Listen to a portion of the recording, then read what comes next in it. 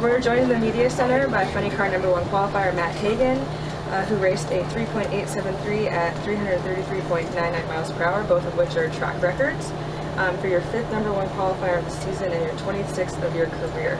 Were you disappointed when they called the second?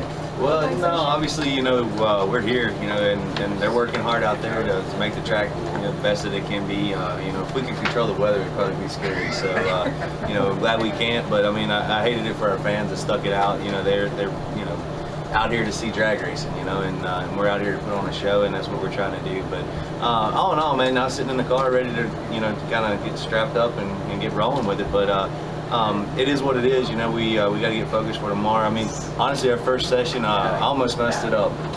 I went out there, and you're watching everybody run, and everybody's shaking, and they're blowing the tires off, and Dickie Venables, he looks in there and he's like, I don't know what it's gonna do. It's crazy. Like nobody's doing anything out there, and so I'd already had it in my mind. If I felt it, I was gonna pedal it.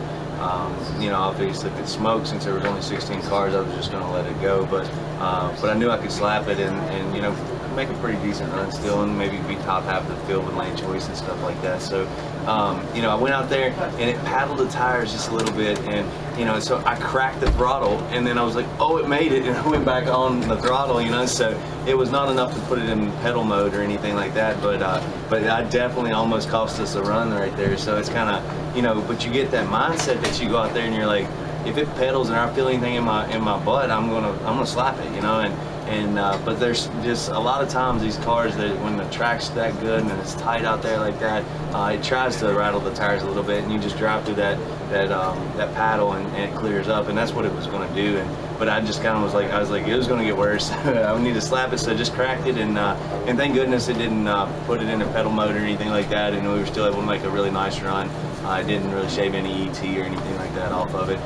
So all in all, I guess I got a little lucky today, but we'll take a little luck over some skills, and it's just cool to be able to hang onto a car that is fast out here. Dickie Venables has had a fast car for a long time.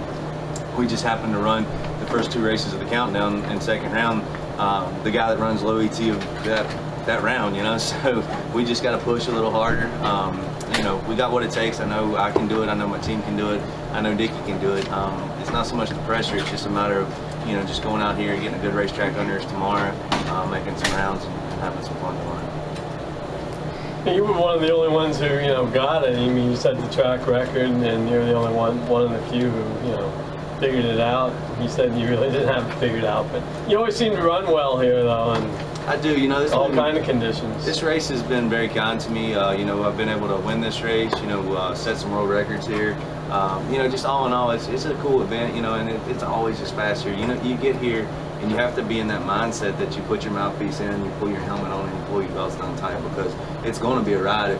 If you go out there, the weather's just always conducive for those conditions to be just right to run really fast, and I know I've ran out here before on race day, and it's misting sideways, and there's like, you can see the fog, your breath coming out of your visor, before you flip it down, and you're hoping that it's not fogged up, and just a lot of other stuff running through your mind versus leave on time, keep it in the groove, and turn the wind light on. So conditions are tricky sometimes, but that's what makes you a good racer. Whether you adapt to it or you think about all this other stuff going on. So sometimes you got to push all that out, and we do run in a bunch of different conditions, and I'm very blessed to have a crew chief like Dickie Venables and Mike Knudsen and all those boys that are wrenching on the car. They put a great hot rod underneath me, and like I said, I just try not to mess it up. How do you deal with this weather when, like, all day Friday, no runs, and then today, delay? How do you stay away from the pressure? I just take a nap in the trailer. Okay. No, really though, it's like anything. You have this is an adrenaline-driven sport, and it's all or nothing. It's all the way on or it's all the way off, and it's tough to turn it on sometimes when you've had a day, that you're just kind of hanging out, and you're trying to get up for it, and it used to be when I first started driving the car, I had to calm myself down, and because I was like, whoa, what's this thing going to do to me, and like what kind of run is it going to throw at me? Because in a funny car, not knocking dragsters or nothing, but in a funny car, you never know what you're going to get. Every run is so different, and it's always you know, whether it's dropping a cylinder down there or, you know, it's pulling you over to the wall, or and those being a short wheelbase car, you already have your hands full most runs anyway, so you're really having to wrestle it down through there. So when I first started driving, I was already keyed up, and I was trying to like slow my breathing down and slow my heart rate down, and now, you know, not because I definitely still respect the race car, and I know I can get hurt in, you know, a blink of an eye, but now you almost find yourself having to get up for it, you know, and what gets me up for it is you know, the folks that I'm running beside of,